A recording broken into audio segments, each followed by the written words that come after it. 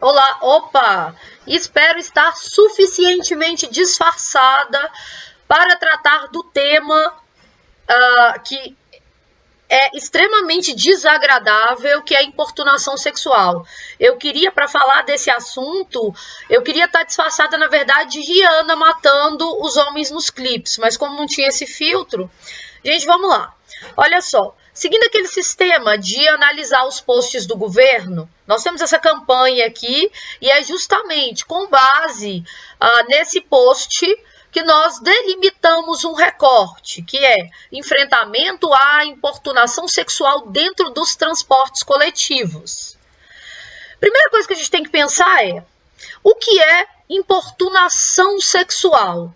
Certo? A gente tem um recorte específico para os transportes, mas existe a lei tipificada desde 2018, que é a Lei 13.718, que classifica como importunação sexual qualquer prática de cunho sexual realizada sem o consentimento da vítima, ou seja, é caracterizada pela realização de ato libidinoso na presença de alguém de forma não consensual. Olha, o não consensual é extremamente importante para o nosso tema. E é muito, muito mais importante ainda esse recorte dos transportes públicos, porque até 2018, a importunação sexual, na verdade, era uma contravenção. Foi um evento de importunação que aconteceu em um ônibus que fez com que a lei fosse tipificada. O que aconteceu? Não sei se vocês se lembram. Em 2017, gerou profunda discussão dentro da sociedade o fato de que um homem ejaculou em uma passageira que ficou extremamente abalada. Os passageiros viram a cena, ele foi preso, mas o juiz entendeu que ejacular em mulher constrange, mas não justifica a prisão. Por causa de toda a revolta gerada e a discussão gerada por esse caso, é que a lei foi feita e o crime tipificado. Agora, a pessoa pode ser presa como como contravenção, isso não acontecia. Eu fico nervosa, gente, porque esse tipo de coisa irrita a gente, né? Então, vamos lá. Aí tem uma coisa, né, sobre o qual vocês têm que ficar muito atentos. A diferença entre assédio e importunação. Porque geralmente a gente fala, assédio, fulano foi assediado. Mas tem diferença, gente. Olha, na letra fria da lei, como a gente diz, assédio sexual, que está no artigo 216 do Código Penal, é constranger alguém com o intuito de obter vantagem ou favorecimento sexual, prevalecendo-se o agente de sua condição de superior hierárquico ou ascendência inerentes ao exercício de emprego, cargo ou função. Então, assédio sexual, na letra da lei, envolve uma relação de hierarquia. A importunação não. A importunação geralmente acontece com um desconhecido. É uma situação pela qual você passa quando um desconhecido resolve satisfazer a lascívia dele sem o seu consentimento. Então, por exemplo, em 2021, agora recentemente, nós tivemos o caso de uma ciclista que sofreu importunação enquanto estava pedalando, certo? Nós vimos isso na mídia. Você tem, assim, inúmeras outras situações de importunação que não envolvem, como eu disse, uma relação hierárquica. Você nem conhece o agressor, na maior parte dos casos. E um caso muito comum de importunação, né? Eu espero que tenha ficado claro a diferença disso para assédio, é nos transportes. Daí o recorte. Olha só, gente. 97%, voltando aqui, 97% das vítimas, das mulheres já foram vítimas de assédio em meios de transporte, de acordo com dados do Instituto Patrícia Galvão e do Instituto Locomotiva, que teve apoio da Uber para isso, né, discutindo violência contra a mulher. Como explicar esse fenômeno? Como compreender um número absurdo como esse? Olha só, não tem como discutir isso sem passar pelo elemento cultural, sem passar pela construção, né, de uma perspectiva machista sobre a mulher na qual a mulher é percebida como um objeto de desejo, de propriedade dos homens, que faz com que, de certa forma, eles legitimem a violência. E tem um outro ponto, assim, eu sempre falo isso para vocês, que é, existe um padrão ideal de vítima de violência sexual que a nossa sociedade machista, patriarcal, violenta, delimitou, que é aquele padrão da moça inocente, pura, que está em um beco escuro e de repente um monstro a ataca. Esse é sempre o padrão. Mas inúmeros casos de violência, sejam estupro, importunação sexual, assédio sexual, acontecem nos ambientes mais variados, inclusive naquele que menos se espera, que é o lar da vítima, certo? A construção de uma vítima ideal acaba fazendo com que mulheres sejam culpabilizadas quando elas fogem desse padrão. E existe também, gente, um padrão daquele que é o agressor sexual, que a sociedade reconhece como agressor sexual, que é aquele monstro que vai encontrar essa vítima ideal, né, e vai deixar a vítima ensanguentada, né, age com grande violência. Essa visão acerca da sexualidade faz com que situações de violência sexual, como a importunação, às vezes nem sejam reconhecidas pela vítima, porque fogem desse padrão. E também faz com que homens comuns, que às vezes estão indo trabalhar, que às vezes são nossos tios, são nossos professores, sei lá, são nossos pais, que estão indo trabalhar, os nossos colegas de trabalho, abusem sexualmente de mulheres dentro do transporte, entende? E aí, o que acontece? A gente acaba naturalizando isso por não reconhecer esse comportamento dentro do padrão delimitado pela lógica machista, entende? Então isso não é tão grave, né? Ele se encoxou a mulher, às vezes ejaculou. Não, isso não é tão grave assim. Não é como se fosse um estupro dentro desses padrões estabelecidos. Isso dificulta e isso precisa ser rompido, porque todos esses elementos são violência, certo? E aí, um outro repertório importantíssimo para vocês, e honestamente não só para você fazer redação, tá? É a perspectiva, né, do sexismo ambivalente que norteia a nossa sociedade. Isso é um princípio que é estudado pela Arielle Sagrillo Scarpati, que é doutoranda em psicologia forense, e ela discute que a gente tem dentro dessa mentalidade machista um sexismo ambivalente que faz com que exista uma percepção sobre as mulheres, que é uma percepção mais agressiva, de que ela não presta, provoca o homem, né? Então, assim, quando é vítima de violência, sempre fez alguma coisa. Lembrando que a culpa nunca é da vítima, tá? Enfim, voltando, sempre fez alguma coisa, ao mesmo tempo em que a mesma sociedade estrutura a ideia de uma mulher que é frágil, que precisa de proteção, que é incapaz de tomar as próprias decisões, né? Sensível como uma pétala de rosa. Tá vendo por que eu queria que fosse o filtro da Rihanna matando os homens, né, nos clipes? Pois bem, isso é o sexismo ambivalente, né? Uma visão que percebe de forma ora agressiva, ora benevolente as mulheres, mas que em todos os aspectos acaba por legitimar a violência e entender que os corpos femininos são um tipo de propriedade dos homens, entende? Esse é um repertório que serve para vários tipos de violência, não só esse, por isso que eu estou me estendendo nele. Então vamos lá. Em relação à violência no transporte público, que é a importunação sexual, quais são os grandes desafios que nós enfrentamos, além desse grande desafio que é a construção dessa perspectiva cultural, né? A dificuldade da vítima em enquadrar a violência sofrida, exatamente por isso que eu acabei de explicar, por causa desse padrão, né, que se espera tanto do agressor quanto da vítima, e poxa, a pessoa tá indo trabalhar às vezes,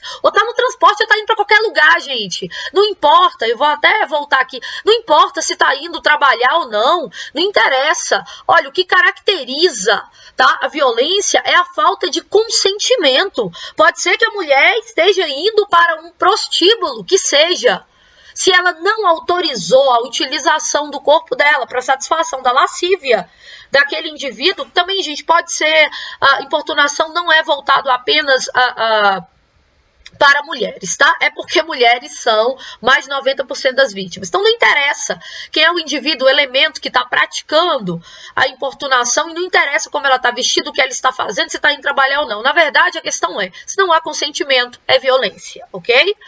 Então, às vezes, a vítima sequer consegue enquadrar, por isso é tão importante a gente divulgar essa lei. Existe uma resistência das testemunhas, é preciso que as pessoas testemunhem, e às vezes a pessoa, geralmente acontece em horário, que as pessoas estão indo ou para casa porque estão cansadas, ou estão indo para o trabalho e não podem faltar trabalho. Isso é importante porque, assim, os dados indicam isso, né? A prevalência desse tipo de situação.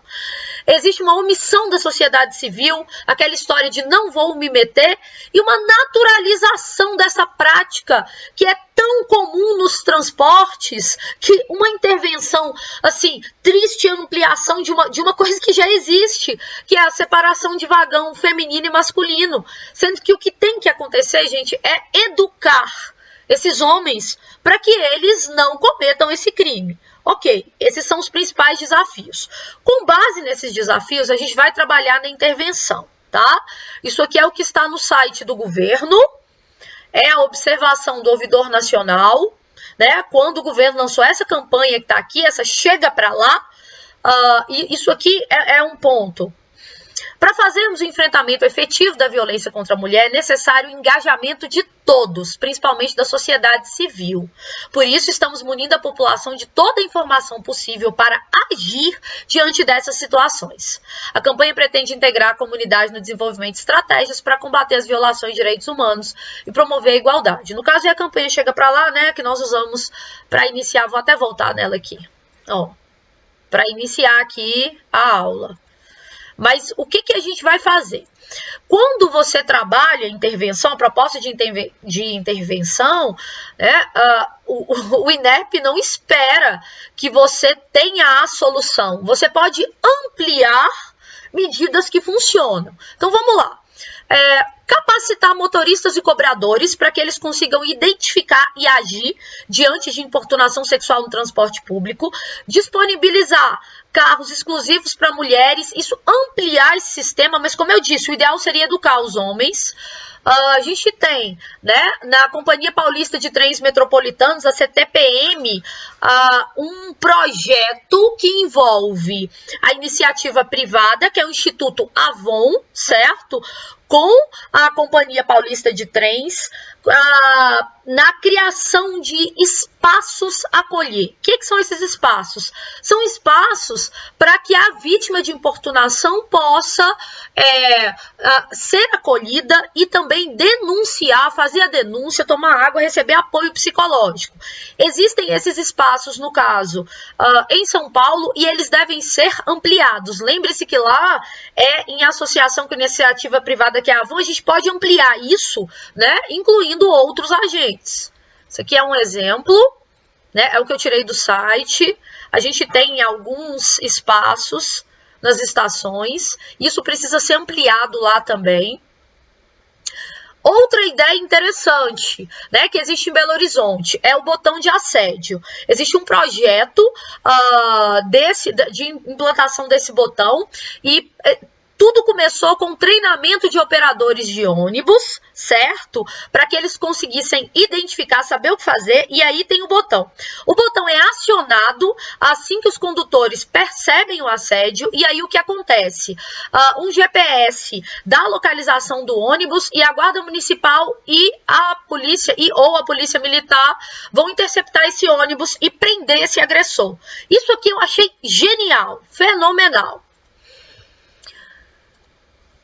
Como existe uma necessidade, né, de romper a naturalização, conscientizar a população, é muito interessante também a campanha Todos contra a Importunação Sexual nos Transportes Coletivos, que é uma campanha feita pelo governo do Pará, né, a polícia dá mini palestras nos ônibus e coloca adesivos. Essas campanhas, gente, são essenciais. Eu vou dar um exemplo de algumas para vocês, olha aqui. assediador, esse ônibus não tem lugar para você, porque isso ajuda a romper a naturalização, que é um ponto, né? Tanto para a vítima não denunciar, quanto para as testemunhas não quererem testemunhar. Ó, meu corpo não é público. Aqui tá como assédio sexual, mas lembrando que na letra fria da lei é a tipificação à importunação sexual. Então vamos lá. Essas campanhas indicam que é necessário educar a população contra essa cultura machista. Como repertório, eu tenho uma sugestão para vocês, mas eu tenho certeza de que se você assistiu, você está pensando nisso já o tempo todo. Não precisa ser esse o repertório, pode ser outro, mas esse é bastante adequado. É a utilização, é dele mesmo, foi nele que você pensou? De um episódio do seriado Sex Education, que é um episódio que, assim, é uma situação, na verdade não é um episódio, né? São vários episódios. É um evento da temporada, assim, que inclusive eu achei a discussão extremamente interessante. A personagem Amy, ela foi importunada sexualmente no transporte público, certo? E aquela é a cena na qual ela fala que não consegue mais entrar no ônibus. É isso que acontece na série. Ela sofreu uma importunação, ela não queria denunciar, né? As colegas que a ajudaram, aí a polícia, só que ela ficou tão traumatizada que ela não conseguia mais entrar no ônibus e percorria longas distâncias. Foi necessário buscar ajuda psicológica para entender que a culpa não é dela e que aquilo não é natural, certo? E aí é muito, muito, muito legal a forma como eles construíram. E, gente, eu vou dar spoiler, tá? Eu vou imaginar que você assistiu aqui. Vamos lá, é importante para a redação. É um momento de, assim, belíssimo, de grande solidariedade, de acolhimento da vítima, quando ela não conseguia mais pegar o ônibus e todas as meninas foram para o ponto de ônibus, certo? E pegaram o ônibus com ela. Isso aqui é um exemplar no aspecto de que é o que tem que acontecer. A gente precisa educar a sociedade civil para proteger, para acolher as vítimas, para não questionar, para que as vítimas tenham coragem de denunciar, para que tenham apoio das testemunhas e para que as pessoas vejam e interfiram sempre. Isso aqui é um ponto essencial para a gente mudar uma série de aspectos que tornam essa sociedade tão violenta com as mulheres, ok? Aqui estão os créditos. Um grande abraço para vocês. Estou deixando aqui os pós-créditos, tá? A quem interessar possa. Pós-créditos. Pós-créditos. Pós-créditos.